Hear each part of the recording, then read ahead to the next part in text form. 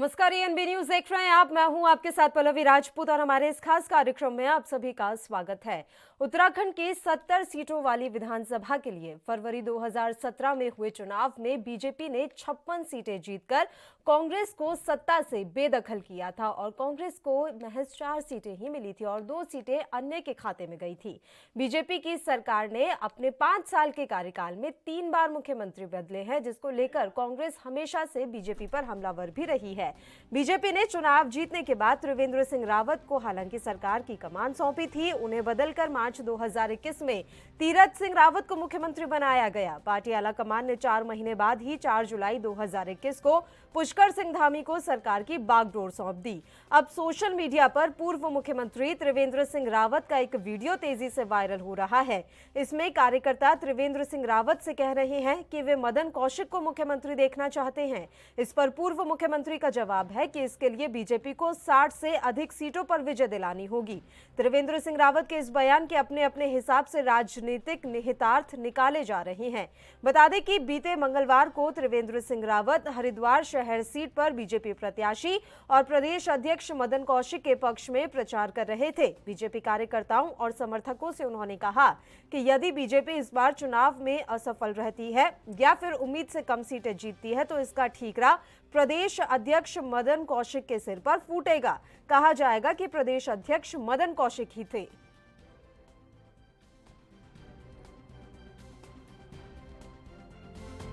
से कहना चाहता हूँ, देखिए क्या होता है कि बार बार चेहरा देखते लोग, बार बार चेहरा देखते कई लोग उठ जाते हैं। आप लोग उठ नहीं गए?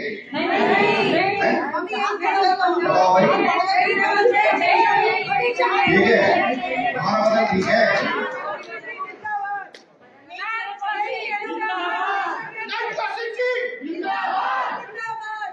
आप लोगों को हरिद्वार के लोगों को कहना चाहिए कि अध्यक्ष जी आपका सम्मान हमारा सम्मान। अगर गड़बड़ हुई तो लोग इतनी छोटी बात खड़े कर देंगे।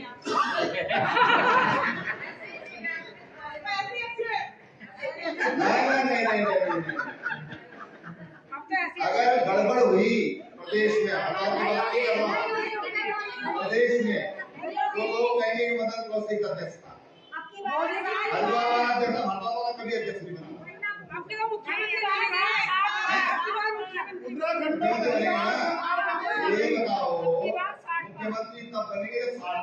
भारतीय जनता पार्टी के नेतृत्व ने इस समय 60 पार का लक्ष्य उत्तराखंड भारतीय जनता पार्टी को दिया है और निश्चित रूप से हम उस लक्ष्य को पार करने वाले हैं। हमारे प्रदेश के मुख्यमंत्री पुष्कर सिंह धामी हैं और हमारे प्रदेश के अध्यक्ष मदन कौशिक जी हैं। इन दोनों के नेतृत्व में हम इस चुनाव को लड़ रहे हैं।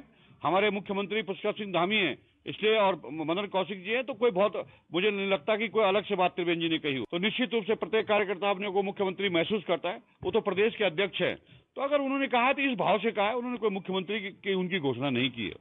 देखिए, भारतीय जनता पार्टी बौखला गई है और क्योंकि सत्ता से दूर जा रही है इसलिए उल्टी सीधी बातें कर रहे हैं। अब त्रिवेंद्र सिंह रावत जी की बात पर राज्य में कोई भी विश्वास नहीं करता है, इसलिए उनको बीच में ही मुख्यमंत्री पद से हटाया गया। जनता के विश्वास पर वो खरे नहीं उतरे। बम्पर बहुमत की जो सरकार थी उस पर वो खरे नहीं उतरे और राज्य के नौजवानों को रोजगार नहीं दे पाए। तमाम ऐसे जो मुद्दे थे, परिसंपत्तियाँ वापस नहीं ला पाए। तो अब बौखलाने के अलावा वो कुछ नहीं करेंगे और उनको बौखलाने दीजिए। सरकार जो है ना आम आदमी पार्टी की आ रही है और हम मजबूती के साथ में जन जन तक पहुँचने का काम कर रहे हैं। देखिए, भारतीय जनता पार्टी के जो शीर्ष नेता हैं वो क्या कर रहे हैं क्या नहीं, उससे कांग्रेस पार्टी का कोई लेना देना नहीं। मुख्यमंत्री तो तब बनेंगे ना जब सरकार बनेगी। सरकार निश्चित तौर पर कांग्रेस पार्टी की बनने जा रही है। भारतीय जनता पार्टी की सरकार नहीं बन रही। भारतीय जनता पार्टी का मुख्यमंत्री तब बनेगा जब भारतीय जनता पार्टी की सरकार बनेगी। तो निश्चित तौर पर जब कांग्रेस पार्टी की सरकार बनने वाली है तो ऐसे में मैं समझता हूँ कि इस तरीके की बयान देना और आपस में इस तरीके की चर्चा करना वो व्यर्थ है। वैसे भी भारतीय जनता पार्टी में बहुत बड़ा जो है असंतोष है, बहुत बड़ी फूट है। आपस में तमाम नेता परेशान हैं। कुछ नेताओं को लगता है कि इन्होंने युवा मुख्यमंत्री की घोषणा कर दी, वो गलत है। इनमें स्वयं ही जो है आपस में जो है इनके जो इंटरेस्ट है वो क्लैश करते हैं और काफी मतभेद इन लोगों के बीच में है, इन बड़े नेताओं के बीच। मुख्यमंत्री त्रिवेंद्र सिंह रावत का एक वीडियो तेजी से वायरल हो रहा है। इसमें कार्यकर्ता त्रिवेंद्र सिंह रावत से कह रही हैं कि वे मदन कौशिक को मुख्यमंत्री बनते देखना चाहते हैं। इस पर पूर्व मुख्यमंत्री का जवाब है कि इसके लिए बीजेपी को 60 से अधिक सीटों पर विजय दिलानी होगी।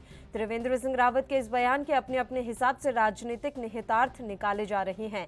दरअसल मंगलवार को पूर्व मुख्यमंत्री त्रिवेंद्र सिंह रावत हरिद्वार शहर सीट पर बीजेपी प्रत्याशी और प्रदेश अध्यक्ष मदन कौशिक के पक्ष में प्रचार कर रहे थे। बीजेपी कार्यकर्ताओं और समर्थकों से उन्होंने कहा कि यदि बीजेपी इस बार चुनाव में असफल रहती है या फिर उम्मीद से कम सीट जीतती है तो इसका ठीकरा प्रदेश अध्यक्ष मदन कौशिक के सिर पर फूटेगा। कहा जाएगा कि प्रदेश अध्यक्ष मदन कौशिक थे। ऐसा कहकर उन्होंने कार्यकर्ताओं से सवाल पूछा कि क्या वे ऐसा चाहते हैं। उनके सवाल के जवाब में बीजेपी कार्यकर्ताओं ने भी कहा कि वह तो मदन कौशिक को मुख्यमंत्री बनते देखना चाहते हैं। इस पर त्रिवेंद्र सिंह रावत ने कहा कि उन्हें इसके लिए बीजेपी को 60 से अधिक सीट पर जिताना होगा। बीजेपी जिला महामंत्री विकास तिवारी ने बताया कि पूर्व मुख्यमंत्री त्रिवेंद्र सिंह रावत ने यह बात खुद से नहीं बल्कि कार्यकर्ताओं की मदन कौशिक को मुख्यमंत्री बनाने संबंधी बात के जवाब में कही है। अब इस मसले पर प्रतिक्रियाओं का दौर भी लगातार जारी है। आपको बता दें कि कांग्रेस का कहना है कि मदन कौशिक को मुख्यमंत्री तो तब बनाएंगे जब बीजेपी उत्तराखंड में आएगी, क्योंकि बीजेपी इस बार सत्ता में नहीं आने वाली है। कांग्रेस पूरे दमखम के साथ चुनाव लड़ रही है और इस बार कांग्रेस ही पूर्ण बहुमत के साथ उत्तराखंड में सरकार बनाएगी।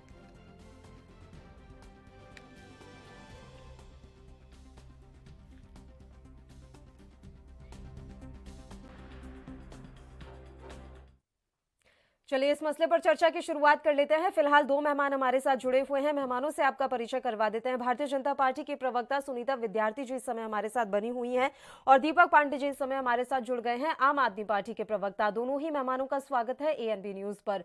सुनीता जी, शुरुआत आपके साथ कर लेते हैं। देखिए, वैसे तो इस बार के चुनावी मैदान में आप पुष्कर सिंह धामी के नेतृत्व में ही चुनाव लड़ रहे हैं, लेकिन क्या अगर रिजल्ट आते हैं और आपके पक्ष में रहते हैं तो सीएम फेस बदला जा सकता है? त्रिवेंद्र सिंह रावत की बातों से तो कुछ ऐसा ही लग रहा है। सुनीता जी, आवाज मिल रही है आपको? जी जी जी, आपको आवाज आ रही है? जी आ रही है। मैम, आपने मेरा सवाल सुना या मुझे रिपीट करना है? मेरे को आपका सवाल आ चुका है और मैं यहाँ पे बताना चाहती हूँ कि चुनाव 22 की जो बागडोर है वो धामी जी के नेतृत्व में चुनाव लड़े जा रहे हैं और निश्चित रूप से हम चुनाव 22 की जो जीत है वो धामी जी के नेतृत्व में पुनः प्राप्त करेंगे। और उसके लिए हमें 13 जनपदों से, हमारे महानगर से, सभी जगहों से हम लोगों को मैंडेट भी मिल रहा है और बहुत अच्छा रिस्पांस है। जो एक वातावरण इस वक्त भाजपा के पक्ष में बना हुआ है उसको देखते हुए कांग्रेस पूरी तरीके से बौखलाई हुई है। कांग्रेस को ये समझ नहीं आ रहा है, कहीं तो वो आंसू बहाते हुए नजर आ रहे हैं, कहीं पे बेटी के लिए वोट मांगते हुए भीख की तरह। मतलब आप देखिए कि बगल में खड़ी हुई बहन ने उनको टिश्यू पेपर भी दिए, लेकिन उनको तो अपने घड़ियाली आंसू दिखाने थे जनता को। तो यहाँ पे मैं ये बताना चाहती हूँ कि छोटी छोटी चीजों को लेके बतंगड़ बनाने से अच्छा है कि आप अपनी पकड़ मजबूत करें। अगर आप विपक्ष के रूप में भी बैठना चाहते हैं और अगर आप विपक्ष के रूप में बैठ के बौखला गए हैं, तंग आ गए हैं, तो हमारे पास विकल्प बहुत है। तो जनता जो है अब इस बार जो है कांग्रेस के इन सभी मंसूबों को जो है पूरा नहीं होने देगी। और जिस प्रकार से ये छोटी छोटी चीजों को लेकर, देखिए, हम सभी लोग राजनीतिज्ञ हैं और हम सभी लोग इस वातावरण को अच्छी तरह से समझते हैं कि जब भी कोई भी पार्टी सत्ता में आती है तो जो हमारे मुखिया होते हैं, जो हमारे मेन जनप्रतिनिधि होते हैं, उनको जो जीतने पे है उनके माथे पे सेहरा बांधा जाता है और अगर कहीं कोई कसर रह जाती है तो निश्चित रूप से उनको उस चीज की जवाबदेही भी देनी होती है और ये भाजपा में ही होता है। और यहाँ पे हम हमेशा ही अगर कहीं पे हमारी किसी भी जगह पे कहीं पे कमियां भी रहती हैं तो हम मजबूती के साथ उसको और मजबूत करने के लिए पार्टी में कार्य करते हैं। लेकिन कांग्रेस पार्टी जिस प्रकार से बौखलाई हुई है कि त्रिवेंद्र जी ने ये कहा, माननीय त्रिवेंद्र जी पूर्व ये तो कांग्रेस पार्टी का क्या इसमें लेना देना था? सुनीता जी, ये तो देखिए वीडियो वायरल हुआ है, उस वायरल वीडियो पर मैं आपसे आपका रिएक्शन ले रही हूँ। बोला तो है ना त्रिवेंद्र सिंह रावत ने, आप ही के भारतीय जनता पार्टी के कार्यकर्ता कह रहे हैं वीडियो में कि हम तो मदन कौशिक को मुख्यमंत्री बनते देखना चाहते हैं। कहीं ना कहीं उनकी इच्छा तो है, अब इच्छा जाहिर नहीं कर सकते क्या? महावीर जी, देखिए ऐसा है, कार्यकर्ता तो हमारे, देखिए हमारी देवतुल्य जनता है, और जब भी जनता अपनी भाव और अपना जब भी हम लोगों को आदेश देती है, हम लोग उस सेवा समर्पण के भाव से उसमें कार्य करते हैं। लेकिन एक एक्शन पे रिएक्शन वाली बात वहां पे हुई। एक आम बात चल रही थी कि भाई अगर आप लोग भारी, जो हमारा लक्ष्य है 60 पार, आप उसको पूरा करने में भरसक योगदान दीजिए, और जब हम लोग अगर इस चीज को पूरा कर पाते हैं तो उन्होंने एक जनरल बात कही कि जो आप लोग कह रहे हैं उस बात को रखा जाएगा। लेकिन यहाँ पर ये मैं आपको अच्छे से देखिए, दोबारा हम लोग यही आग्रह कर रहे हैं कि जनता तो हमारी बहुत कुछ चाहती है, और जनता के अनुरूप ही होता भी आया है। जितनी भी अभी डिसीजंस हुए हैं, हमने हमेशा जनता को सर्वोपरि रख के उन आदेशों को माना है। और यहाँ पे बात ये थी कि भाई अगर आप 60 पार लक्ष्य को पूरा नहीं करते हैं और कहीं पे गड़बड़ होती है, तो उसका ठीकरा भी, जैसे एक सीएम बनता है व्यक्ति, वैसे ही फिर ठीकरा भी फोड़ा जाता है, उसके लिए भी तैयार होना पड़ता है। तो ये चीजें उन्होंने एक एक्शन तो रिएक्शन वाली बात की। लेकिन यहाँ पे जिस प्रकार से भारतीय जनता पार्टी का इस वक्त पूरे प्रदेश के अंदर हर जगह जो बोलबाला है, जो लोगों के साथ हम लोगों को जो रिस्पॉन्स मिल रहा है, उससे कांग्रेस अपने आप को तो विपक्ष में भी नहीं देख पा रही है। ये इनका असली रोना है। यानी कि सीएम चेहरे को लेकर कोई कंफ्यूजन नहीं है। दीपक पांडे जी, आम आदमी पार्टी के लिए चलिए इस बात की तो सहूलियत है कि आपने सीएम का चेहरा घोषित कर दिया, अब उसके बाद कोई कहीं कसर बाकी नहीं रह गई, किसी तरह का कोई कंफ्यूजन ही नहीं है। दिक्कत नहीं है, लेकिन ये इनकी बातों से पता लग रहा है, पहले एएनजी के सभी दस्ते को मेरा पढ़ा, इनकी बातों से पता लग रहा है कि खुद कितना हताश और निराश हो गए हैं। इनको खुद समझ में नहीं आ रहा हम किसको मुख्यमंत्री बनाने जा रहे हैं। पहले इन्होंने 3 बना दिया, अब ये जाके कहीं कहीं मधु कौशिक के ऊपर आ गए। ये केवल इनको भी पता है कि इस बार हमारी सरकार नहीं आनी, तो अपनी सरकार के ऊपर तंज कस रहे हैं। अपनी ही जो फीस है वो अपने साथ में, इनको पता है कि इस बार जब आदमी पार्टी आई है, ना बीजेपी को चैन आ रहा है तब से, ना ही कांग्रेस को चैन आ रहा है। आम आदमी पार्टी के लोग जन जन तक पहुंचने का प्रयास कर रहे हैं। बाकी जनता हमारे जितने लोग इसके बारे में ये निर्णय जनता करना, जैसा कि हमारी बहन ने बताया कि जैसे देश के लिए जनता के निर्णय थे, देश के लिए जनता ने तो इनको 60% लोगों का माइंडेट दिया था। इन्होंने कौन सी जनता की बात को रखा है? इन्होंने कुछ बार बार मुख्यमंत्री करते रहे लोग चीजों को लेकर के। जनता की सुनते कहाँ है लोग? जनता को भ्रमित करने का काम करते हैं लोग हर बार। चलिए ठीक है, कांग्रेस पार्टी के प्रवक्ता भी इस समय हमारे साथ जुड़े हुए हैं, शोभा राम जी। शोभा राम जी, स्वागत है आपका एएनबी न्यूज पर। मेरी आवाज मिल रही है सर आपको?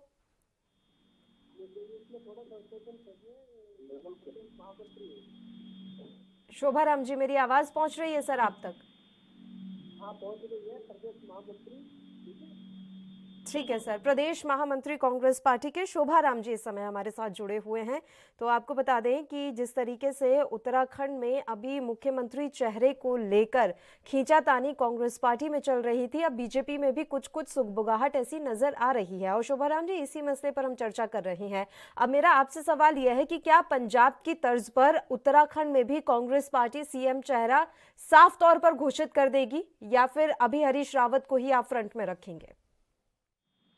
ऐसा है, ये कांग्रेस की परंपरा रही है कि चुनाव होने के बाद मीटिंग होती है, हाईकमान तय करता है किसको मुख्यमंत्री बनाना, किसको नहीं, ये हाईकमान तय करता है। हरीश चुनाव में जा रहे हैं, हरीश रावत जी के नेतृत्व में जो चुनाव कमेटी का जो से बनाया है, ये भी चुनाव हो रहा है। और जो है उसके बाद जब चुनाव हो जाएगा, ये हाईकमान तय करेगा, सब बैठोगे, मिलकर बैठ के बात करेंगे, जिसमें नेता चुना जाएगा, हाईकमान जो है उसको नेता बना देगा। इसमें कोई वो नहीं है। यानी कि अंतिम मुहर नहीं लगी है हरीश रावत के नाम पर कि यही रहेंगे मुख्यमंत्री? नहीं, कोई मोहर नहीं लगी है। यहाँ पे चुनाव जो है ना तय, जो चुनाव के बाद तय होगा। हमारे यहाँ जो ये ना चुनाव के बाद तय होगा मुख्यमंत्री, ये हाईकमान तय करेगा कौन बनेगा कौन नहीं बनेगा, ये हाईकमान तय करेगा। यहाँ पे कोई तय नहीं होगा, ये चुनाव के बाद तय होगा। ये बीजेपी वालों की तरह नहीं कि इन्हें अपने मुख्यमंत्रियों पर भी विश्वास नहीं है, कभी एक को हटाते दूसरा ले आते, दूसरे हटाते तीसरा ले आते। अब जो है कहीं न कहीं ये जनता के बीच जाते हुए घबरा रहे हैं। अब इन्होंने एक उनका और छोड़ दिया, ये कहने में करने में इनके बहुत अंतर है।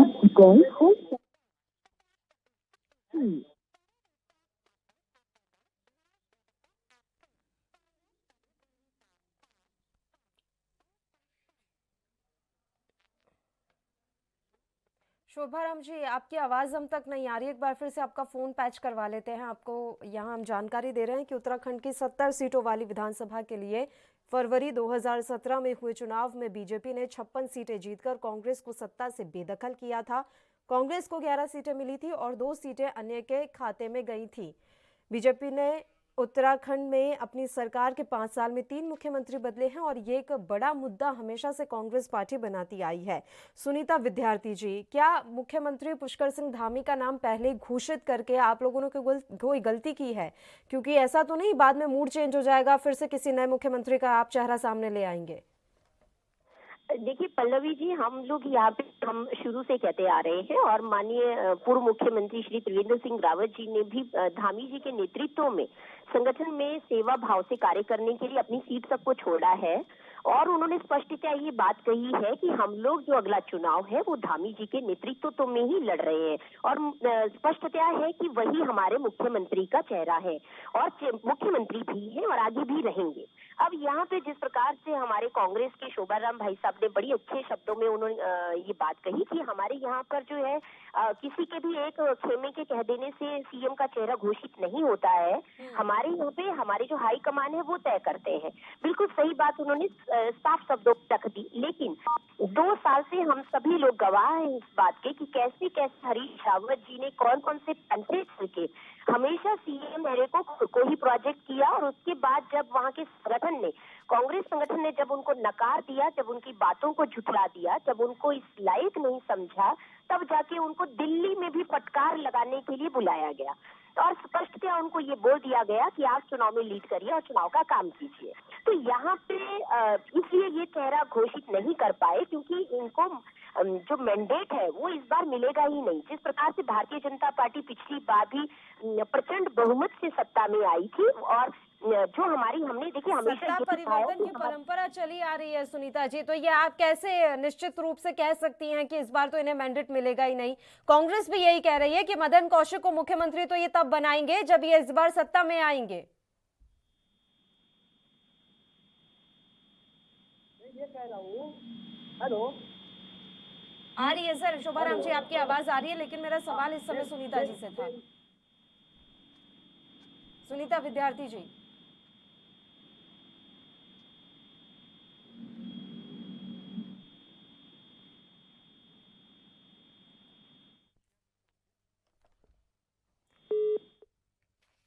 तो पार्टी आला कमान ने 4 महीने बाद ही 4 जुलाई 2021 को पुष्कर सिंह धामी को सरकार की बागडोर सौंपी। इससे पहले तीरथ सिंह रावत को मुख्यमंत्री बनाया गया था।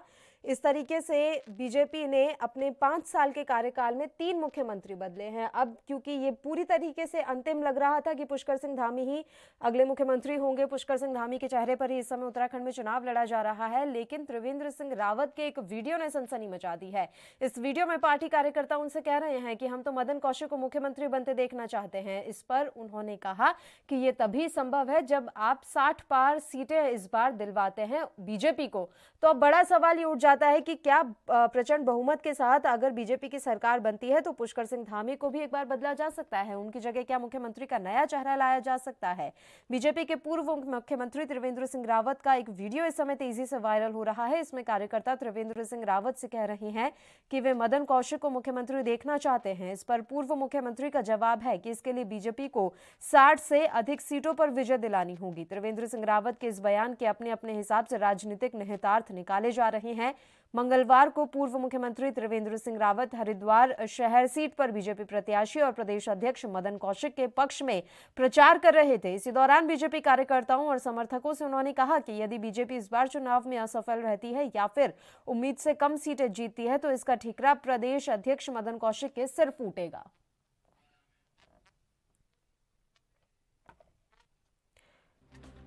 शोभाराम जी हमारे साथ इस समय जुड़ गए, एक बार फिर से उनका रुख कर लेते हैं। बताइए शोभाराम जी, वो साफ तौर पर ये मानती हैं सुनीता विद्यार्थी जी कि आप लोगों के बस में इतना है ही नहीं कि आप सीएम का चेहरा घोषित कर पाएं उत्तराखंड के लिए, और हरीश रावत की महत्वाकांक्षाएं सब जानते हैं। ये मैं आपको बता रहा हूँ, बीजेपी की तस्वीर करने में बहुत अंतर है। ये जो कहते हैं वो करते नहीं है। आज के ये जनता के बीच में जाने से डर रहे हैं और मदन कौशिक को ऐसी क्या नौबत आ पड़ी ये मदन कौशिक को मुख्यमंत्री का चेहरा घोषित कर रहे हैं। अरे आज तक 20 साल हो गए, आपने घोषित थोड़ी ना किया है क्यों सर। नहीं किया आपने पहले क्यों नहीं किया इन्होंने? नहीं, अभी घोषित कहाँ किया सर, ऐसे अलग से जानकारी मत दीजिए। अभी शोभाराम जी घोषित नहीं हुआ है। त्रिवेंद्र सिंह रावत का बस एक वीडियो वायरल हो रहा है जिसमें वो अपने कार्यकर्ताओं के साथ कुछ बातचीत करते नजर आ रहे हैं। अभी घोषित नहीं किया है मदन कौशिक का सीएम चेहरा। चलो मैं मानता हूँ, चलो घोषित नहीं किया, लेकिन इन्होंने जो वीडियो वायरल किया त्रिवेंद्र रावत जी की इतनी महत्वाकांक्षा थी, तो इन्होंने पहले क्यों नहीं इनको वीडियो वायरल किया? पहले इन्होंने क्यों नहीं मदन कौशिक के पक्ष में अपनी इच्छा जाहिर करी? आज ही क्या जरूरत आन पड़ी इनको कि मदन कौशिक को मुख्यमंत्री बनाया जाए? ऐसी क्या नौबत आन पड़ी? एक पब्लिक के बीच में जाते हुए डर रहे हैं, इनको पूरा डर है इस बार। ये जो ये घोषणा कर रहे हैं इस तरीके की, इनको पब्लिक में बीच में जाते हुए बहुत डर महसूस हो रहा है और ये बहुत डरे हुए है, इसलिए ये इस तरीके की अफवाह उड़ा रहे हैं कि मदन कौशिक को बनाया जाएगा, लेकिन ऐसा मुझे नहीं लगता। इनकी कथनी और करनी में बहुत अंतर है। तो आपके हिसाब से जो ये वीडियो वायरल हुआ वो भारतीय जनता पार्टी ने खुद ही कर दिया और खुद ही अब घिर रही है? तो खुद अपने आप ही क्या इन्होंने, कांग्रेस क्यों करेगी? मुख्यमंत्री ये मैंने कब कहा सर कि कांग्रेस ने किया? नहीं, कांग्रेस क्यों करेगी? इनकी घर की बातें ये जाने, कांग्रेस का क्या मतलब इसमें? कांग्रेस अपना घर देखेगी, इनसे क्या मतलब है? आप ही के घर को लेकर मैंने सवाल किया, हरीश रावत को लेकर, उस पर आप गोलमोल जवाब दे गए सर। हरीश रावत की महत्वाकांक्षाएं कौन नहीं जानता, और क्या प्रीतम सिंह उनकी टक्कर में खड़े हैं ये तो बताएं सर। सीएम के लिए दावेदार हैं कौन कौन आपकी पार्टी में? मैं ये कह रहा हूँ आपको, मैंने आपको बता दिया, हमारे यहाँ जो मुख्यमंत्री का जो कैंडिडेट है चुनाव के बाद तय होगा, ये पहले ही हाईकमान ने तय कर दिया है। इस समय हरीश रावत जी को चुनाव अभियान समिति का इंचार्ज बनाया हुआ है, उसमें चुनाव हो रहा है। ऐसा मुख्यमंत्री का चेहरा कोई घोषित नहीं हुआ। मुख्यमंत्री का चेहरा जो है हमारे यहाँ चुनाव के बाद मीटिंग होगी, बैठेगी, पार्टी की मीटिंग होगी। दावेदारों की कोई लिस्ट है शोभाराम जी? दावेदारों की कोई लिस्ट है शोभाराम जी? क्यों नहीं है? हमारे यहाँ प्रीतम सिंह जी भी है, युवा नेता है, क्या कमी है उनमें? बहुत मजबूत आज कैंडिडेट है, साफ स्वस्थ छवि है उनकी, क्या दिक्कत है उसमें? चलिए, यानी कि आप प्रीतम सिंह के पक्ष में नजर आ रहे हैं कि प्रीतम सिंह को मुख्यमंत्री बनाया जाए। सुनीता विद्यार्थी जी, आवाज मिल रही है आपको? जी मैम। बताइए मैम, वहां तो इस तरह की स्थितियां हैं कि बहुत सारे दावेदार हैं और सबके पक्ष अपने आप सामने भी आ जाते हैं। शोभाराम जी की बातों से लग रहा है कि प्रीतम सिंह के पक्ष में है वो कि इस बार मुख्यमंत्री की जो बागडोर है, अगर कांग्रेस आती है सत्ता में, तो प्रीतम सिंह को सौंपी जाए। बिल्कुल। देखिए पल्लवी जी, शोभाराम जी की बातों से बिल्कुल स्पष्ट हो चुका है कि वो हरीश रावत को सीएम के रूप में देखना ही नहीं चाहते हैं, और वो इसलिए क्योंकि ये लोग हार रहे हैं बुरी तरीके से। अब दूसरी बात ये है, इन्होंने अभी 1-1.5 साल पहले तो उन्होंने परेशान कर दिया अपने केंद्रीय संगठन को और अपने संगठन को कि भाई सीएम चेहरा घोषित करें उत्तराखंड में। उसमें फेल होने के बाद इन्होंने जो है एक दलित कार्ड खोला कि आर्य जी को हम लोग जो है दलित मंत्री, जैसा हमने पंजाब में किया, क्योंकि पंजाब को भी इन्होंने वहां पे भी खेला कर दिया। तो उन्होंने सोचा कि यही परिपाटी जो है उत्तराखंड में हम लोग खेलते हैं, उत्तराखंड में दलित कार्ड खेला, लेकिन फुस हो गए। अभी जो इनका अभी जो आया है सामने, इनके वीडियो, हरीश रावत जी हरिद्वार जाते हैं और वहां पे अपनी बेटी के लिए जिस प्रकार से लोगों को इमोशनली ब्लैकमेल करने का कार्य कर रहे हैं, और जो अभी ताजा इन्होंने कहा था कि अगर मेरा जो लेटर है, जो इन्होंने कहा था कि भाई मैंने नमाज की छुट्टी नहीं दी है और मैं कभी किसी कम्युनिटी की तुष्टीकरण के लिए ऐसा कोई मैंने ऑर्डर नहीं किया है, और अगर आपके पास ऐसा कोई शासनादेश हो तो वो बीजेपी दिखाए। तो आज हम बता रहे हैं आपको कि हर चैनल में उस शासनादेश की प्रतियां जा चुकी हैं, और इन्होंने कहा था कि अगर कोई शासनादेश दिखा दे तो मैं संन्यास ले लूंगा, और ये बात लगातार संन्यास लेने की कर रहे हैं, लेकिन इनसे छूटते नहीं बन पा रहा है, क्योंकि ये अपने आगे किसी और नेता को देखना ही नहीं चाहते। ये तो प्रदेश अध्यक्ष के रूप में नहीं देखना चाहते। एक प्रदेश अध्यक्ष की जगह इन्होंने 4 कार्यकारी अध्यक्ष बना दिए। बोलिए क्या काम कर रहे हैं वो, कहाँ है? चारों दिशा में भागे हुए हैं। और फिर इन्होंने क्या किया, अभी इनका मैनिफेस्टो देखिए कि जनता को कितना भ्रमित करते हैं। महिला कार्ड इन्होंने खेला, इन्होंने कहा कि इनके एमएलए जो है वो जो यौन पीड़ित शोषण में उसमें फंसे हुए हैं, जो बाइज्जत बरी हुए। लेकिन ये मुझे शोभा राम बताएं कि इनके कांग्रेस का यूथ का जो अध्यक्ष था, उसने गैंग रेप में कैसे क्लेमेंट टाउन में क्या खेल खेला, सारी दुनिया को मालूम है किस प्रकार से उन्होंने नाबालिग का गैंग रेप किया। तो ये लोग ऐसी मानसिकता और ऐसी विचारधारा से बिलोंग करते हैं कि ये कभी किसी का भला सोच ही नहीं सकते हैं और हमेशा तुष्टीकरण की राजनीति करते हैं। आज ये उत्तराखंड में आपको शायद जानकारी होगी सुनीता जी कि आपकी पार्टी में ही कितने कांग्रेस के बैठे हुए हैं। 2016 में कितने आए थे, अभी उनमें से सारे चले नहीं गए हैं। तो ऐसे पार्टी के लोगों को आप ले कैसे लेते हैं? ऐसी कौन सी मशीन रखी हुई है आपने अपने यहाँ पर? देखिए पल्लवी जी, इसका मैं जवाब देती हूँ आपको कि जब जो जिस विचारधारा को सपोर्ट करते हैं वो उस विचारधारा को घोषणा पत्र जारी करती है, उसमें काम करती है, काम करके दिखाती है। कांग्रेस कहने से ज्यादा करने में विश्वास करती है। इनकी तरह नहीं कि तुमने छोड़ दिए, कभी कहेंगे हम तो मुख्यमंत्री बनाएंगे, कभी कहेंगे हम 15 लाख देंगे, बहुत अच्छी बात है। हम तो ये कह रहे हैं कि सबके दरवाजे खुले हैं। आप बताइए उपाध्याय जी के साथ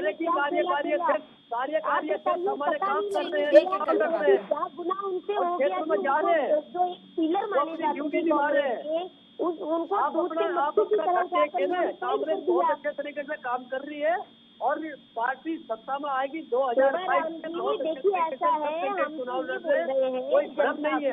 2022 में कांग्रेस सत्ता में आएगी, इस बार वो हम आपको बता देते हैं। नहीं हो रहा है, वो कांग्रेस कभी भ्रमित नहीं करती हो रहा है जिसमें भारतीय जनता पार्टी भ्रमित करते हो। हासिल कर रही है। रोजगार दिया, आप बताइए, आप बताइए गैर सत्ता में रहे हैं, कितनी वैकेंसी दिला दी आपने? माननीय त्रिवेंद्र सिंह रावत जी को इसलिए प्रॉब्लम है क्योंकि उन्होंने हार्ड डिसीजन लिए। कितना रोजगार उनके हार्ड डिसीजन जो प्रदेश के लिए हितकारी थे वो आप झेले नहीं गए, इसलिए आपने कार्यालय में जाकर देखिए कितने लाख आदमी जो है रोजगार रजिस्टर्ड है वहाँ पे। रोजगार आप देखिए आपके समय में क्या आंकड़े थे और हमारे समय में क्या आंकड़े हैं। इतना बड़ी आपदा आने के बावजूद अगर भारतीय जनता पार्टी हर व्यक्ति के हाथ में रोजगार दे पा रही है, स्वरोजगार दे पा रही है, तो ये बहुत बड़ी बात है और जनता इस बात को मान रही है। आप 4.5 साल से थे कहाँ? जनता एक एक करके बात कर लेते हैं। चलिए शोभा राम जी, सुनीता जी, एक एक करके बात कर लेते हैं। बताइए क्या दोनों एक साथ। देखिए इनके मेन मुद्दे जो पल्लवी जी जो इनका ये बाजा बजाते थे कि हम लोग गैरसैंण को राजधानी बनाएंगे, इन्होंने तो खाली ग्रीष्म बनाई। बताइए मैनिफेस्टो में कहाँ पर है?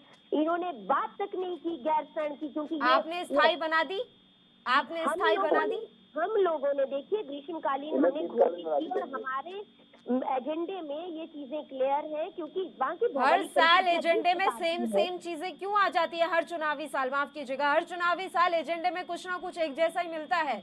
और गैरसैंण के मसले को तो ना जाने आप कितना खींचना चाहते हैं, नए जिलों के गठन का मसला आप लोग कितना खींचना चाहते हैं। तमाम राजनीतिक दलों की यही रह गई है बस। गैरसैंण जो कांग्रेस की देन है, कांग्रेस ने। ठीक है, आप दोनों को शांत रहने के लिए कहूंगी। दीपक पांडे जी का रुख कर लेते हैं। ठीक है शोभा राम जी, सुनीता जी, लौट रही हूँ आप दोनों के पास। दीपक पांडे जी, देखिए आप उठाकर देख लीजिएगा इनका मैनिफेस्टो। हर चुनावी साल में कुछ तो मुद्दे ऐसे हैं जो बराबर चले आ रहे हैं। तो आपको वाकई में लग रहा है कि आम आदमी पार्टी एक मजबूत विकल्प बनकर उभर पाएगी, क्योंकि अब जनता इन दोनों ही पार्टियों से परेशान हो चुकी है?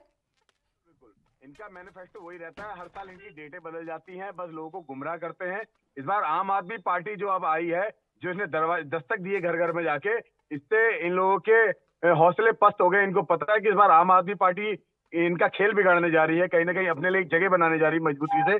और ये चीज इन्होंने देख ली कि दिल्ली में भी जहां आम आदमी पार्टी ने कदम रखा, चंडीगढ़ में रखा, पंजाब में रखा, जहां भी कदम रखते जा रही है, कहीं ना कहीं बीजेपी कांग्रेस दोनों को मुंह की खानी पड़ रही है। और इस बार जनता शिक्षा, स्वास्थ्य, बिजली, पानी के लिए, अपने मौलिक सुख सुविधाओं के लिए आगे बढ़ेगी, अपना कदम बढ़ाएगी। इस बार इनके बहकावे में नहीं आने वाली है। कर्नल अजय कोठियाल का जो चेहरा है वो इन दोनों पार्टियों के मुख्यमंत्रियों के चेहरे के सामने कितना मजबूत है? चलिए, कांग्रेस ने तो अभी अपना मुख्यमंत्री चेहरा घोषित नहीं किया, लेकिन बीजेपी घोषित कर चुकी है। पहली बात तो कर्नल कोटियाल जी ने बहुत अच्छा काम कर रखा है। आपने देखा सोशल वर्किंग में कई 8 से 10 हजार लोगों को रोजगार दे रखे हैं उन्होंने कई, और कोई चेहरा होता नहीं, चेहरा बनाना पड़ता है मैडम। पहली बात तो चेहरा कोई नहीं होता है, क्योंकि पेट से सीख के कोई नहीं आता, कहीं ना कहीं आदमी समाज में ही सीखता है, यही चेहरा बनता है। पुष्कर धामी जी कौन सा चेहरा था मुझे बताइए, तीरथ सिंह जी कौन सा चेहरा थे, और आप त्रिवेंद्र सिंह रावत जी कौन सा चेहरा थे। आज मजाक बना के रखा त्रिवेंद्र सिंह रावत जी ने अपनी ही पार्टी का। आप देखिए कोई भी बयान करते हैं हर समय उनकी बात हर समय मजाक का पात्र बन के रह जाती है। इन्हीं के लोग बाद में डिबेट खत्म होने के बाद आपस में बात करते हैं, यार कैसी ये लोग बातें करते हैं करके, इसका हमें जवाब नहीं दे पाते हैं। इन्हीं लोगों का खुद कोई जवाब नहीं होता है। आप मुझे बताइए पूरे इन 4 साल जो बेमिसाल इन्होंने कहे थे, इन्होंने किन के ऊपर मजाक नहीं बनाया। चलिए ठीक है, शोभा राम जी बताइए मैं आपसे ये कहना चाह रहा हूँ, इन्होंने पब्लिक को गुमराह करने के सिवा और आज तक किया क्या है। ये किसान बचे हुए थे जो अन्नदाता था, उनको भी इन्होंने इतना परेशान किया, इतने किसान मर गए, इन्होंने सॉरी तक नहीं बोला, उनको कुछ तक नहीं दिया। आप ये देखें ना, बेरोजगार भटक रहा है, गरीब जनता कितनी त्रस्त है। हरीश रावत कितनी मदद कराए, आप किसानों के मसले पर ही बात करना चाहते हैं, मुझे जवाब दीजिए। नहीं, इन्होंने माफी मांगी, इन्होंने बहुत गलत किया किसानों के साथ। हरीश रावत ने उन पीड़ित परिवारों को कितनी मदद पहुंचाई शोभाराम जी? अच्छी खासी संपत्ति है ना उनके पास, गरीब परिवार से तो है नहीं, वो कुछ तो मदद देकर आए होंगे। मुख्यमंत्री बनने का ख्वाब रखते हैं। क्या सत्ता में कौन है? क्यों आप मदद नहीं कर सकते? ये क्या बात हुई, आप मदद नहीं कर सकते क्या? अगर कोई परेशान है तो आप इस बात का इंतजार करेंगे कि जब मैं मुख्यमंत्री बनूंगा तब जाकर मदद पहुंचाऊंगा। आप सुनिए तो सही, आप सुनने के लिए तो तैयार नहीं, सुनिए आप, मैं बता रहा हूँ। आप गलत बात मत बोलिए सर, मैं बहुत अच्छे से सुनती हूँ सबकी बातें, पर गलत मत बोलिए। किसानों के आंदोलन को इतना वो किया है, जाके वहाँ पे वो हर जगह जाकर के कांग्रेस ने उनकी सेवा दी है, और उनको जो है खाना पानी तक जो भी है उनकी व्यवस्था कराई है। कांग्रेस झूठ नहीं बोलती, तो फिर किसान झूठ बोल रहे होंगे सर। कांग्रेस गई है वहाँ पे। सुनिए शोभाराम जी बात सुनिए। तो फिर किसान झूठ बोल रहे होंगे क्योंकि किसान लगातार ये बात कह रहे थे कि हम अपने धरना स्थल पर कोई राजनीतिक दल नहीं चाहते और ना हम किसी को आने दे रहे हैं, तो यानी कि किसानों ने झूठ बोला, फिर ये मान लेते हैं। कांग्रेस के लिए उन्होंने कोई मना नहीं किया, राजनीतिक दल में कांग्रेस के लिए उन्होंने मना नहीं किया, बीजेपी वाले नहीं गए वहाँ पे, बीजेपी वालों को उन्होंने घुसने दिया, लेकिन कांग्रेस के लिए मना नहीं किया उन्होंने, रोडों में मना नहीं किया। बीजेपी वाले उनके ऊपर लाठीचार्ज, पानी की बौछार, उनके रास्ते कांच के टुकड़े फेंके गए, कीले गाड़ी गई है, ये इनके धंधे हैं। ये करते हैं किसानों की जो है समस्याओं का हल करते हैं। लाठीचार्ज किया, पुलिस इन्होंने भेजी वहाँ पे, ये करेंगे किसानों की सहायता। आज इलेक्शन का दौर आया तो बड़े उद्देश्य बन रहे हैं कि कहाँ गए थे 1 साल पहले, अभी तक आपने क्या किया कोरोना टाइम पर? आप तो मुख्यमंत्री आपके घर से बाहर नहीं निकले, कांग्रेस ने तो पूरा काम किया, घर घर जाकर के ब्लॉक स्तर पे जाकर के राशन बांटा। जो बात ये कहते थे कि ये बोलते थे आप थे दिल्ली के कांग्रेस कार्यालय में बार-बार उन्हें जाना पड़ रहा था, छोटे कार्य करने ब्लॉक स्तर पे, तहसील स्तर पे, शहरों में राशन बांटा, गरीब जनता के यहाँ पे राशन तक पहुँचाया। आप कहाँ थे? आपके मुख्यमंत्री तो कोरोना का इतना भय था कि मुख्यमंत्री आवास से बाहर नहीं निकले। आप सिर्फ मुख्यमंत्री चेंज करने में व्यस्त रहे, अब इसको ले आओ, अब उसको ले आओ, अब तीसरे को ले आओ। अब पहले से पूछा भी ये काम क्यों नहीं किया, क्यों पहले वाला जाने। तीसरे से पूछा भी ये काम क्यों नहीं किया, कि ये उसके टाइम का है। अरे कुर्सी तो मुख्यमंत्री की है, कुर्सी में तो आप बैठे हैं, सरकार आपकी है, जवाबदेही आपकी बनती है, जवाब आपको देना पड़ेगा जनता को। कोई वोट देने नहीं आएगा। आप अपना पूरा खाता तैयार किए, बताइए तो सही कितने को रोजगार। अरे सर जवाब तो आपको भी देना पड़ेगा ना, विपक्ष की क्या भूमिका आपने निभाई। अब आप दावेदार प्रीतम सिंह को मजबूत मान रहे हैं, तो उन्होंने क्या कुछ मदद लोगों को दी कोरोना काल में, तो जवाब तो आप भी देंगे ना। आप कौन सी उपलब्धि गिनाने जा रहे हैं? 2017 में तो औंधे मुंह गिर पड़ी थी कांग्रेस उत्तराखंड में। बात तो सुनिए, बात क्यों रही, आप बात सुनिए, बात सुनने के लिए आप में हिम्मत नहीं है। प्रीतम सिंह जी ने घर घर जाकर के पूरा, मेरी हिम्मत के बारे में आप मत पूछिए और ना बताइए। घर नहीं बैठा, एक दिन भी घर नहीं बैठा। अच्छा, सहयोग किया, घर घर राशन भिजवा, दूसरे जिलों तक गया वो, उत्तरकाशी तक गया, कुमाऊं तक गया वो आदमी। आप ये देखें, ये कहाँ गए थे बताओ तो सही। कोई एक भी बता दीजिए सुनीता विद्यार्थी जी, प्रीतम सिंह और उनकी कांग्रेस पार्टी हमेशा मदद के लिए आगे खड़ी रही, तो अब वो मुख्यमंत्री क्यों ना बने? आपके पुष्कर सिंह धामी ने क्या किया? विद्यार्थी जी एक साथ मत बोलिए तीनों लोग, आप तीनों की आवाज मर्ज हो रही है, आवाज किसी की क्लियर नहीं आ रही है। दीपक पांडे जी आप थोड़ा सा इंतजार कर लीजिए सर, सुनीता जी का जवाब जैसे ही खत्म होगा मैं आपके पास आ जाऊंगी। सुनीता विद्यार्थी जी देखिए वो राशन बांट रहे हैं, अरे उसमें राशन तो गरीब जनता का हो तो उनको मिलना, ये तो फोटो चिपका कर राशन बांटोगे, ये होता है। आप दूसरों को ही बात करते हैं, अकेले अपना करेंगे। क्या आप ये सुनिए, इस तरीके की बातें मत करो। कोरोना काल में कांग्रेस ने पब्लिक के बीच में जाकर काम किया। आप भी छपवा लेते सर फोटो, सब कुछ किया, आप भी छपवा लेते सर फोटो, दिल्ली के चक्कर नहीं काटने पड़ते, आपके आला कमान को लग जाता कि हाँ इन्होंने ही सब कुछ किया है। कांग्रेस कभी दिखावा नहीं करती है, काम करती है, करते हैं वो दिखावा नहीं करती, वो दरअसल तो काम करती है। उसकी ये कार्य उत्तराखंड में आज भी मौजूद है। सड़कें, बिजली, पानी, आप ये देखे, यूनिवर्सिटी देख लीजिए, अस्पताल देख लीजिए, इनका कोई भी एक चीज बता दी इन्होंने कितनी। 2017 में क्या हो गया था सर? पसंद नहीं आए थे क्या हरीश रावत उत्तराखंड की जनता को? हाँ शुभाराम जी, नकार क्यों दिया उत्तराखंड की जनता ने? हमें नहीं चाहिए हरीश रावत। इतनी बुरी तरीके से हार का मुंह क्यों देखना पड़ा आपको? दीपक पांडे जी ये बहस लगातार चलती रहेगी कि मुख्यमंत्री का दावेदार कौन हो। अब बात यह है कि प्रीतम सिंह के नाम पर दावेदारी ज्यादा ठोकी जा रही है इस बार। किस तरह का नेता मानते हैं आप उन्हें पांडे जी? ये मैंने कहा प्रीतम सिंह जी हमारे विपक्ष के नेता है, प्रतिपक्ष नेता है, उनके साफ। अरे सर कितनी माला जपेंगे, कितनी माला जपेंगे प्रीतम सिंह के नाम की? अब हो तो जाने दीजिए चुनाव, आपके आला कमान को सोचने के लिए कुछ तो रहने दीजिए, नहीं तो वो आपकी बात सुन के उनको लगेगा कि आप प्रीतम सिंह को ही बना दो मुख्यमंत्री। मैं ये कह रहा हूँ आपको, हमारे यहाँ मैं पहले स्पष्ट कर चुका हूँ। आपने ये पूछा ना कि आपके यहाँ कितने मुख्यमंत्री आप बताए, हमने आपको बता दिया। ठीक है, लेकिन हमारे यहाँ व्यवस्था है, चुनाव के बाद विधायकों की बैठक होगी, विधायक अपना नेता चुनेंगे और हाईकमान तय करता है उसमें। हमने आपको स्पष्ट बता दिया। चलिए अब सुनीता जी का जवाब ले लें सर। सुनीता विद्यार्थी जी जी जी जी बताइए मैम, मेरा सवाल वही है। हम पहले भी इस बात को हमेशा से हम लोग कहते आए हैं कि देखिए आप अपना देखिए, बहुत बड़ा भी महापर्व होने वाला है, लोग वोट कास्ट करेंगे। जो लोग आपके सुख दुख में आपके साथ खड़े हुए हैं आप उनको वोट कीजिए। और हम ये भी बात कह रहे हैं कि हमने जितना आप पीछे से देखते आ रहे हैं कि कोरोना 2020 से प्रत्येक महीने की हमारे पास रिपोर्ट है, प्रत्येक घरों की, मंडलों की, जिलों की, बूथों की, हमने हर जगह जो है कंधे से कंधा मिलाया है जनता के साथ और उनके सुख दुख में खड़े हुए हैं। और ये जो झूठ यहाँ पे परोस रहे हैं, आप इनसे ये पूछिए कि आप एक जगह ऐसी बता दीजिए जहाँ पे माननीय हरीश रावत जी ने राशन बांटा हो। हाँ, राशन खाते हुए जरूर दिखाई दिए वो ठेलों पर, लेकिन वो बांटते हुए कभी नहीं दिखाई दिए। और दूसरी बात, ये निश्चित रूप से प्रीतम जी के खेमे से है, ये बात इन्होंने स्पष्ट कर दी, क्योंकि इनके पार्टी में इतने ज्यादा खेमे हैं, ये एक दूसरे को कभी भी मैंने कहा ये जार में रखे हुए केंकड़े टाइप हैं कांग्रेस के लोग, जो कभी एक दूसरे को ऊपर आने ही नहीं देते हैं। और इनको तकलीफ होती है भारतीय जनता पार्टी कैसे ऐसे डिसीजन ले पा रही है। इन्होंने बोला किसानों से माफी नहीं मांगी, अरे पूरे देश के यशस्वी प्रधानमंत्री जी ने गुरु पर्व के दिन में माफी मांगी। इन्होंने आज तक 70 सालों में कभी किसी बात के लिए माफी मांगी है आज तक? ये तो लोकसभा स्पीकर के सामने भी ये बोल रहे हैं इनके राहुल बाबा कल संसद में कि मैं आपको आज्ञा देता हूँ, आप बोलिए। मतलब लोकसभा स्पीकर को भी ये अनदेखा कर रहे हैं, क्योंकि हर सीट पर खुद को ही देखते हैं।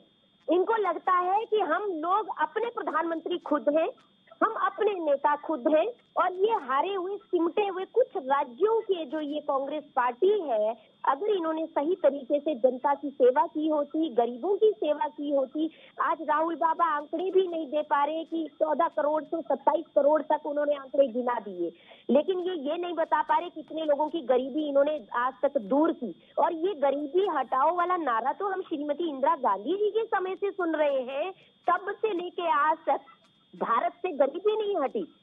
अब जो 7 साल से जो अच्छे दिन आने का नारा भी तो हमने आप ही से सुना था ना सुनीता जी, अच्छे दिन आएंगे। आप अच्छे दिन में क्या क्या आया वो बताइए।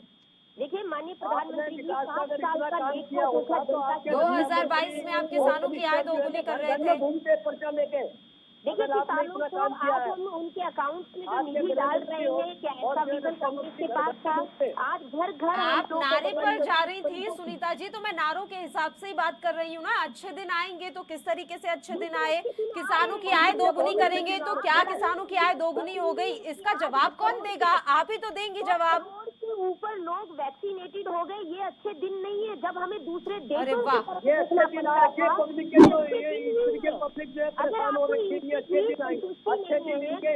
आपने जब ये अच्छे दिन आने का नारा दिया था तो आपको पता था कि कोरोना आएगा, उसके बाद हम उसकी वैक्सीन बनाएंगे और वो पूरे देश को लगेगी। ये आपने अभी दिया है क्या 2 साल पहले नारा कि अच्छे दिन आएंगे? कैसी बातें कर रही हैं आप? पार्टी ने जो कहा जो किया वो जनता के लिए किया और आगे भी जनता के लिए बताने को कुछ नहीं है। और जनता के लिए हमेशा ही उन्होंने नारे ही दिए, वो फलीभूत भी हुए हैं। हमने कभी भी झूले नहीं छोड़े इनकी तरह और झूठ नहीं परोसा। हमने जो भी कहा जनता के लिए कहा, हम चुनौती के लिए हर आपदा के लिए भारतीय जनता पार्टी जनता के साथ खड़ी है। जनता के आप चलिए केंद्र की योजनाओं को छोड़िए, केंद्र की चीजों को छोड़िए सुनीता जी, मेरा सीधा सा सवाल है, पुष्कर सिंह धामी के ऐसे महत्वपूर्ण 5 फैसले जो उनकी छवि को मजबूत बनाते हैं और उत्तराखंड के विकास में अहम योगदान रखते हैं और वो राज्य की योजनाएं होनी चाहिए और जो कि धामी ने उनको घोषित किया हो, बताइए। धामी जी ने कॉन्ट्रैक्चुअल जो फैकल्टीज होते थे, जो हमारे यहाँ पे कर्मचारी थे, उनकी 12,000 से 25,000 सैलरी थी, नंबर 1। नंबर 2, जो हमने कर्मचारियों को जो जितने भी उपनल से जो कैंडिडेट्स वहाँ पे स्ट्राइक में थे, आंदोलनों में थे, उनकी विद वेतन जो है उनको देने का प्रावधान किया। हमने लोगों को वापस लिया। कोरोना के दौरान जिनकी नौकरियां छूट गई थी, जो प्रवासी हमारे उत्तराखंड में आए, हमने उनको रोजगार हाथ में दिया।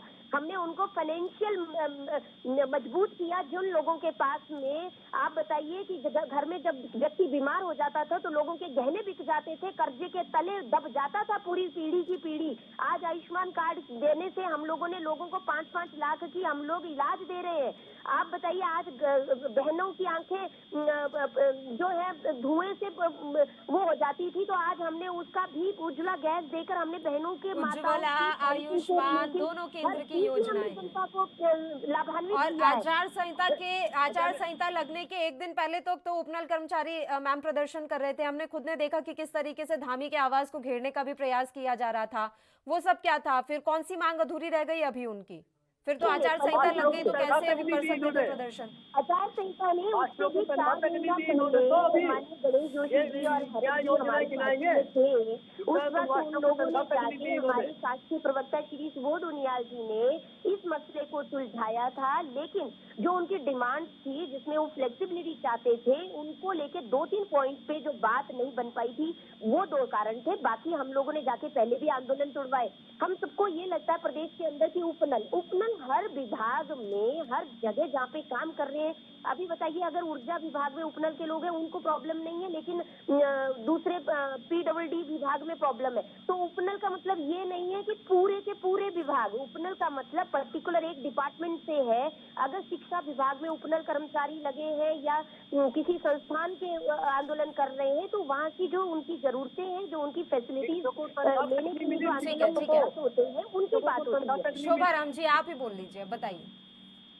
मैं ये कह रहा हूँ शिक्षकों को तनख्वाह तक नहीं मिली, जितने अपने वायदे गिना रहे हैं ना, ये वायदे कहीं नहीं कहीं धरातल पर नहीं है। आचार संहिता लगने से एक दिन पहले ये घोषणाएं करते हैं और फिर कहते हैं कि अब आचार संहिता लग गई, ये कुछ नहीं काम होंगे। तो ये कहाँ की बात है? ये 5 साल तक क्या करते रहे? 5 साल तक इन्होंने क्यों नहीं काम किया? पता लगता है कि कितना रोजगार दिया इन्होंने, कितने बेरोजगारों को नौकरी दी इन्होंने। आज ये सब पता लगता है कितने मकान दिए गरीबों में, मलिन बच्चों को इन्होंने वो तक नहीं किया, उनका जो है पूरा उनको हक नहीं दिया। आप ये बताइए ना 5 साल तक ये क्या करते रहे? चुनाव समय आते ही जो 1 महीना पहले, 10 दिन पहले, 15 दिन पहले आप घोषणाएं करने में चालू हो जाते हैं। अब पता है इनको कि हमारे पास बहाना है कि अब ये आचार संहिता लग गई, अब हम कुछ नहीं कर पाएंगे है।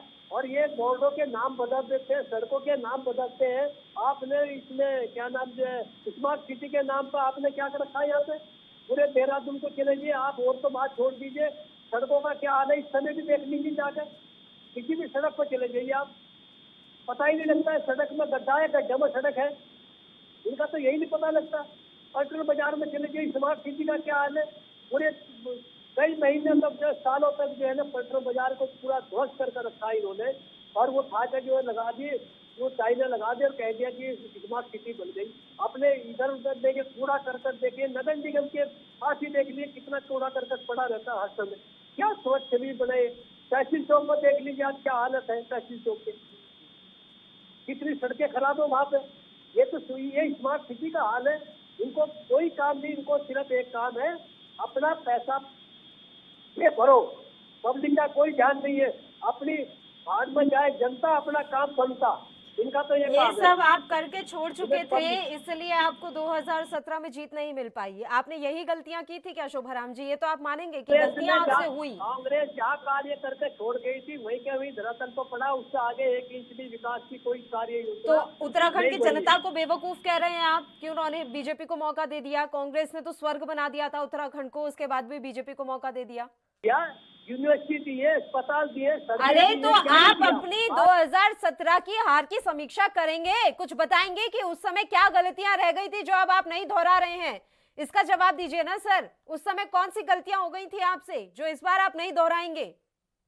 गलती हो जाती है, गलती हो जाती है, परिवार में भी गलती हो जाती है, लेकिन इस गलती को सुधारे भी जाता है, इस गलती को सुधारे भी जाता है। ऐसा नहीं है पब्लिक ने गंदा दिया है, जवाब दे दिया, लेकिन पब्लिक अब ये भी महसूस कर रहे हैं बिना कांग्रेस के काम नहीं चलेगा। अच्छा, कांग्रेस जो देगी उसी से जनता अपनी पहचान बनाती है। कांग्रेस जनता के बीच जा करके आज जनता इसीलिए परेशान है बीजेपी से। आपने देखे ना कि बैंकों में भी लाइन में लगवा दिया, राशन कार्ड के लिए लाइन में लगवा दिया, कोई जगह ऐसी नहीं छोड़ी जहाँ इन्होंने पब्लिक को, जनता को लाइन में नहीं लगाया। आप बताइए तो सही, कोई जगह छोड़ी इन्होंने? अपना पैसा निकालने के लिए वो पैसा कटेगा, जमा करने के लिए तो पैसा कटेगा। अरे भाई आप कर क्या रहे हो? इस तरीके से देश चलेगा क्या? आप हर छोटी से छोटी चीज में कि वो केंद्र की योजना लेते कि प्रधानमंत्री जी हमारे ये कर रहे हैं। अरे आप स्टेट को बताइए, आपने स्टेट में क्या वो किया? आपने तो मुख्यमंत्रियों को बदलते रहे यहाँ पे। आपका ध्यान तो सिर्फ मुख्यमंत्री बदलने में, एक मुख्यमंत्री को बदलने में कितना खर्चा आता है, कितना उसको रहने की उसके ऊपर जो है पूरा हिसाब देना पड़ता है। 3 मुख्यमंत्री उन्होंने बदल दिए, ऐसा थोड़ा ही चलता है। नहीं तो ये चीज तो आपके साथ भी हुई है ना सर। ऐसा तो नहीं है कि आपके सारे मुख्यमंत्रियों ने 5 साल का कार्यकाल पूरा किया। हालांकि आप ही के एक मुख्यमंत्री थे जिनके नाम पर ये इतिहास दर्ज है कि उन्होंने 5 साल का कार्यकाल पूरा किया। नहीं तो बीच में तो आपने भी बदले हैं। ये तो दुर्भाग्य रहा है उत्तराखंड का। हमारे यहाँ सिर्फ 20 साल जो है 3 मुख्यमंत्री रहे। 3 मुख्यमंत्री, एक में पूरे 5 साल का थे और एक में दो बने थे। लेकिन इनकी तरह नहीं है कि क्या नाम, जो मुख्यमंत्री बदलते रहो आप। एक ही टर्म में इन्होंने 3 मुख्यमंत्री बदल दिए। एक ही टर्म में आपने तो 3 मुख्यमंत्री बदल दिए। आप बताइए तो सही, ऐसा होता है क्या? और जब फिर कोई काम की बात करते हैं कि ये काम गलत हो गया कि जो पहला मुख्यमंत्री जाना, मैंने तो किया नहीं है। दूसरे से पूछे ये कैसे हो गया कि जो पहले वाला जाना, मैंने नहीं किया। भाई कुर्सी तो मुख्यमंत्री की है, सरकार आपकी है, आप वो तो जवाब तो आप ही देना पड़ेगा। सुनीता विद्यार्थी जी, ये आप लोगों के नाम एक बड़ा कलंक छूट गया है कि आपको 5 साल के टर्म में 3 बार मुख्यमंत्री बदलने पड़े, और इसी को लेकर अब कांग्रेस बार बार एलिगेशन लगाती रहती है आप पर। देखिए पल्लवी जी, साफ स्पष्ट बात है, हमने भारतीय जनता पार्टी ने स्थिर सरकार प्रदेश में दी है और समृद्ध सरकार की है, और जनता की भलाई के लिए सेवा समर्पण भाव से जनता की सेवा करने वाली सरकार मिली है। अब इनकी बातें तो ये है क्योंकि ये अपने से आगे तो किसी को समझते ही नहीं, अपने खेमों तक नहीं समझते, उन्होंने बर्बाद कर दिया। इन्होंने इंदिरा हृदय जी का खेमा इन्होंने खत्म किया, प्रीतम जी को ये कहीं पे देखते नहीं है, किशोर उपाध्याय जी को इन्होंने साइडलाइन कर दिया। ये अपने से आगे देखते किसको है? ये वही वाली मुझे याद आ रही है जिस प्रकार से इंदिरा गांधी जी एक बार कांग्रेस पार्टी से निकाल दी गई थी और फिर उन्होंने इंडिया इज इंदिरा और इंदिरा इज इंडिया वाली परिपाटी कर दी थी। वही हरीश रावत जी कांग्रेस में यहाँ पे दोहरा रहे हैं और उनको इस बात का हर्जाना भुगतना पड़ेगा, क्योंकि ये जनता है और जनता जनार्दन सब जानती है। जनता को जिस प्रकार से ये भला बुरा बोल रहे हैं और बेवकूफ बोल रहे हैं, जनता इनको समझदारी से जवाब देगी। नहीं, ऐसा उन्होंने कुछ नहीं कहा सुनीता जी। मैं उनसे ये सवाल कर रही थी कि आप जनता को बेवकूफ समझते हैं क्या? देखिए, उन्होंने ये कहा कि जनता बेवकूफ है जो भारतीय जनता पार्टी को वोट दे दिए। अरे जनता ही सब कुछ होती है। आप ये बात कभी नहीं समझ पाए, इसी वजह से आज आप घर पे बैठे झूठ बोलते हैं।